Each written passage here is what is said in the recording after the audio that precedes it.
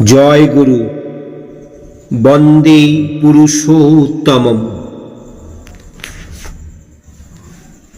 আলোচনা প্রসঙ্গে দ্বিতীয় খণ্ড। 9 পৌষ বুধবার 1348 বঙ্গাব্দ, ইংরেজি 24/12/1941। বন্দে লোকতিলকং সাতত বার্তা বিভূষণম অমরকীর্তুৎসারণং প্রবুদ্ধং লোকজীবনং প্রমত্ত জাগোদীপনং বন্দে জীবনং বন্দে সৎপুরুষোত্তম বন্দে শ্রী শ্রী ঠাকুর অনুকূলচন্দ্রম। গুরু ব্রহ্মা গুরু বিষ্ণু গুরুদেব মহেশ্বর গুরুদেব পরম ব্রহ্ম তস্मै শ্রী গুরবে নমঃ। শ্রী শ্রী ঠাকুরের সহিত ভক্তবৃন্দের কথোপকথন। রাত পোহাতে না পোহাতেই তপবনের শিক্ষক বৃন্দ এবং আরো অনেকে এসে হাজির হলেন। শ্রী শ্রী ঠাকুর সবেমাত্র ঘুম থেকে উঠে তাসুতে বিছানায় বসে আছেন। সবাই আসতেই হাসি মুখে বললেন, আসেন, আপনারা না আসলে যেন নেশা জমে না। ঘুম ভাঙলেই মনে হয় কখন আপনারা আসবেন। সবাই একে একে প্রণাম করে উপবেশন করলেন। শিশু শিক্ষা সম্বন্ধীয় প্রশ্নের অবতারণা হলো। ঠাকুর বললেন, ডাক পড়িয়ে শেখানো ভালো, খেলার মধ্য দিয়ে নামতা শেখান যায়।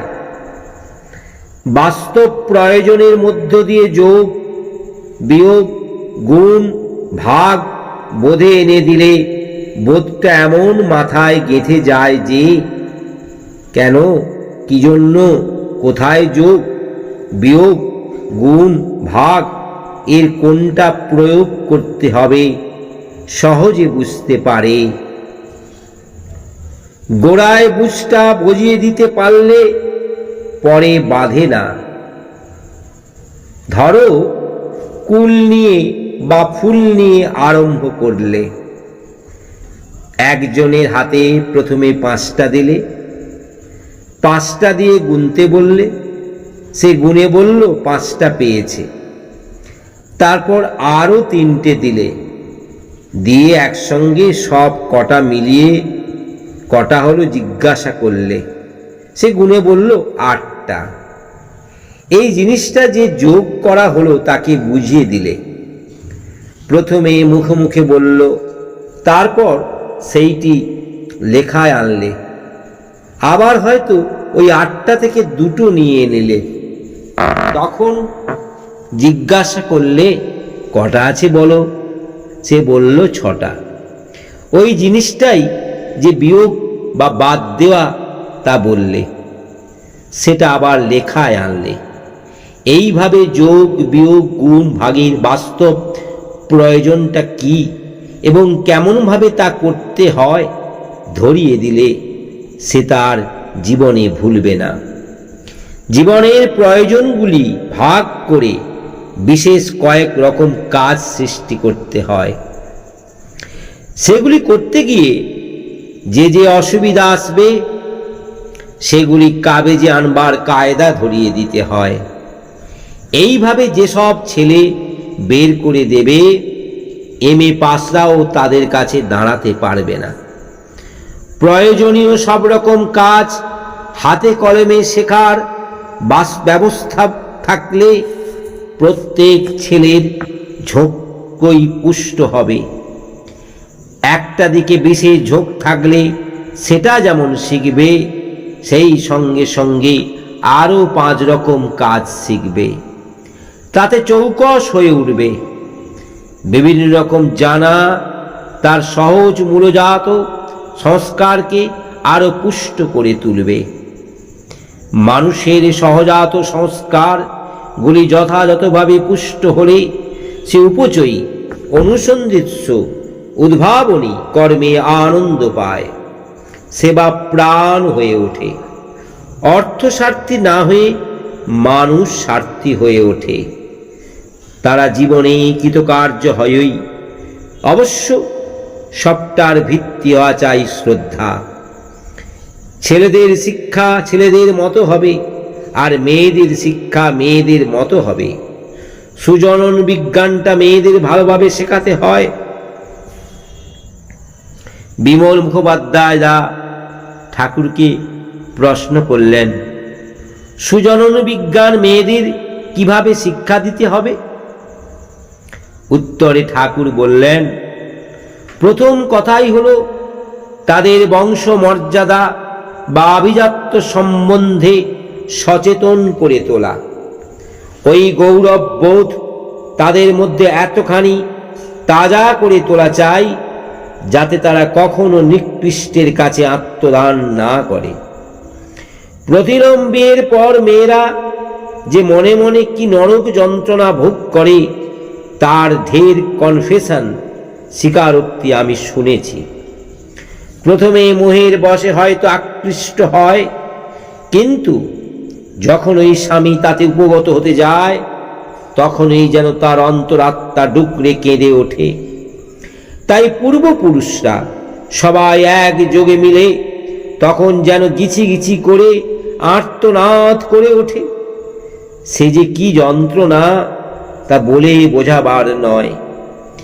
মানুষ আত্মহত্যার সময়ও বোধহয় অত কষ্ট পায় না। আর প্রতিলোম সন্তান সন্ততির কি দুর্গতি হয় তা তো তোমাদের অজানা নয়। তাই প্রতিলোম সম্বন্ধে একটা প্রচণ্ড ভীতি গজিয়ে দিতে হয়, বাস্তব বৈজ্ঞানিক ভিত্তিকে উদ্ঘাটিত করে। আর শ্রেয়ের প্রতি সহজ টান যাতে গজায় তাই করতে হয়। আবার শ্রেয়কুল সঞ্জাত উপযুক্ত স্বামী লাভ হলেও কেমন করে তার মনজ্ঞ চলনে চলতে হয়, কেমন করে তার স্থূল সংস্কৃতিকে, তার ব্যক্তিগত বৈশিষ্ট্যকে সশ্রদ্ধ সক্রিয় সেবায় পুষ্ট করে চলতে হয়, সেসব তার মাথায় ধরিয়ে দিতে হয়। মেয়েদের বিয়ে মানে জন্মান্তর। স্বামীকে নিয়ে, তার সংসারকে নিয়ে সে নতুন মানুষ হয়ে উঠবে। নিজেকে যতখানি সে স্বামীতে উৎসর্গ করতে পারবে ইষ্টানুগ রকমে, ততখানি তার সুসন্তান লাভের সম্ভাবনা। এ উৎসর্গ মানে একটা ভাবালু রকম নয়। তার প্রতিটি চিন্তা, চলন, বাক্য ও কর্ম পূজারতি হয়ে উঠবে। এই হবে তার ধ্যান, জ্ঞান, অনুসন্ধিৎসা। দেহে মনে প্রাণে অন্তরাত্মার সে নিজেকে যতখানি নিরলসভাবে স্বামী তপা করে তুলতে পারবে, ততই স্বামীর সদ্গুণগুলি সন্তানের মধ্যে মূর্ত করে তুলতে পারবে, তা সন্তানের সহজাত সংস্কারে ও তার চরিত্রে। কথা হচ্ছে, এমন সময় একজন এসে তার বাড়িতে অসুখের কথা বলে 25 টাকার জন্য প্রার্থনা জানালেন। শ্রী ঠাকুর সহস্যে গান ধরলেন, বল মা তারা দাঁড়াই কোথা। পরক্ষণেই বীরেন্দাকে বললেন, ওঠেন, আপনি কি আর করবেন, আপনার তো ওই কাম। বীরেন ভট্টাচার্য শ্রী ঠাকুরকে প্রণাম করে উঠে পড়লেন। শ্রী ঠাকুর আফসোসের সুরে বলছেন, আমি দেখি মানুষ আমার কাছ থেকে যত নেয় তত পঙ্গু হয়ে পড়ে, তবু কেউ যখন অসুবিধার কথা বলে তখন না দিয়ে পারি না। ভাবি যদি বেঘরে পড়ে। ভিতরে ভিতরে কেমন যেন আতঙ্কগ্রস্ত হয়ে উঠি। কিন্তু এইভাবে দেওয়ায় নেওয়ায় যোগ্যতা বাড়ে না, মানুষ নিজের পায়ে দাঁড়াতে পারে না। অসময়ে আমার কাছ থেকে যেমন নেয়, অন্যের অসময়ও তেমনি শত শত দায়িত্বে দেয়। দেখে শুনে করে, নিজে না পারলে ভিক্ষা করেও যদি করে, তাতেও মানুষের পারগতা অনেকখানি বজায় থাকে এবং আমারও ভার একটু লাঘব হয়। কিন্তু তা করবে না, এতে যে নিজেরই ক্ষতি করা হয় তা বোঝে না। নগেন বসুদা বললেন, আপনি যখন বোঝেন যে এইভাবে দেওয়ায় আমাদের ক্ষতি হয়, তখন না দেওয়াই তো ভালো। শ্রী ঠাকুর বললেন, ওই তো আমার দুর্বলতা। তাছাড়া অসুবিধার সময় নেওয়া তো দোষণীয় নয়, অন্যের অসময়ে করার বুদ্ধি থাকলেই হয়।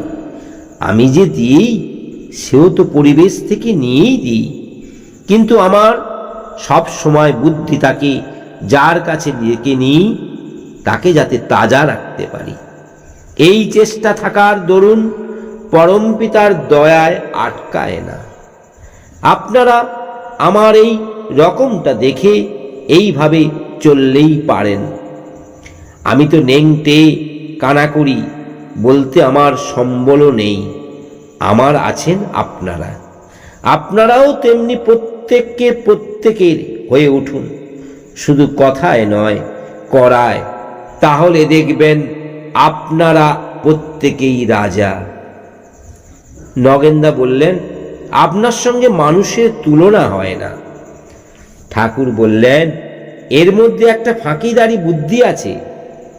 আমি কি আজগবি কিছু করি? আমি যা করি তা তো খোলামেলা, এবং আপনাদের প্রত্যেককেই তার মতো করে এটা করতে পারেন। যার যেমন সামর্থ্য সেই অনুযায়ী করতে করতে আবার করার শক্তি বাড়ে। আর যতটা করবেন ততটাই হবে আপনার। আমার চলনে যদি না চলেন যার বৈশিষ্ট্য অনুযায়ী, তাহলে আমি আপনাদের কিসের ঠাকুর? আমাকে যদি এতটুকু ভালোবাসেন, তাহলে তো আমি যে চলনে চলতে বলি সেইভাবেই চলার চেষ্টা করা উচিত। এই তো শ্রদ্ধা ভালোবাসার লক্ষণ। আপনারা সংকীর্ণ স্বার্থপরতা ছাড়বেন না, সার্থকতার পথে চলবেন না, অথচ আমার ঠাকুর বলে ভক্তি দেখাবেন। সে ভক্তিতেই আপনাদেরই বা লাভ কি? আমারই বা তৃপ্তি কোথায়? আমাকে ভালোই যদি বেসে থাকেন, আমার পথে চলে আপনাদের ভালোবাসার মর্যাদা রক্ষা করুন, দেখুন তাতে কি হয়। কপটতায় কিন্তু ফয়দা নেই। শ্রী ঠাকুরের কথাগুলি চাখা চোখা বাণের মতো প্রত্যেকের অন্তরে বিদ্ধ হয়ে গেল। তপবন বোরিংয়ের একটি ছেলে একখানা ছবি এঁকেছে, সেই ছবি দেখাতে নিয়ে এসেছে। শ্রী ঠাকুর দূর থেকে জিজ্ঞাসা করলেন, ও কিরে, কি আনিছিস? ছেলেটি বলল, একখানা ছবি এঁকেছি, তাই আপনাকে দেখাতে এনেছি। শ্রী ঠাকুর উল্লাস সহকারে, দেখা দেখা। ছেলেটি বের করে দেখালো। ঠাকুর বললেন, বেশ হয়েছে, আরো ভালো আঁকার অভ্যাস কর, আমার হাতে দে তো। হাতে নিয়ে চোখের কাছে এনে ও দূরে রেখে একবার বিছানার উপরে যে রোদ এসে পড়েছে সেই রোদে রেখে আগ্রহ ভরে ঘুরিয়ে ঘুরিয়ে দেখলেন। দেখে বললেন, বাস্তব সুন্দর প্রাকৃতিক দৃশ্য যেগুলি দেখবি সেগুলি নিখুঁতভাবে লক্ষ্য করে যদি ছবিতে ফুটিয়ে তুলতে পারিস তাহলে ভালো হয়। ধর এখানকার সূর্যাস্তের দৃশ্যটা পুঙ্খানুপুঙ্খভাবে দেখে মাথা এঁকে রাখা চাই, পরে তখন তাকে ছবিতে রূপ দিবি। বাস্তবের সঙ্গে মিল করে এই রকম কতগুলি করা যদি থাকে, তারপর কাল্পনিক দৃশ্য আঁকতে পারো। তখন সে কাল্পনিক দৃশ্যের মধ্যেও বাস্তবতার ছাপ থাকবে। গোড়াতেই কাল্পনিক ছবি আঁকার দিকে ঝোঁক দিও না। আর গোড়ায় ছবি দেখে ছবি আঁকার অভ্যাস না করে বস্তু দেখে যদি ছবি আঁকার অভ্যাস করো, সে ছবির মধ্যে তোমার বৈশিষ্ট্য ফুটে বেরোবে বেশি। তোমার হাত খুব ভালো, অনুশীলন করলে আরো ভালো হবে। ছেলেটি বলল, আমার ছবি আঁকতে খুব ভালো লাগে। ঠাকুর বললেন, নূতন ছবি আঁকলে আমাকে এনে দিবি, আমাকে দেখাবিও, আমারও ভালো লাগে। শ্রী ঠাকুর ছবিখানা নিজের হাতে রেখে চারিদিকে ঘুরিয়ে সকলকে দেখালেন, জিজ্ঞাসা করলেন, কি বলেন, কেমন হয়েছে? সকলেই এক বাক্যে বললেন, ভালো। এরপর শ্রী ঠাকুর ছবিখানা ছেলেটির হাতে দিলেন। সে প্রণাম করে খুশি মনে চলে গেল। জয় গুরু, বন্দে পুরুষোত্তম।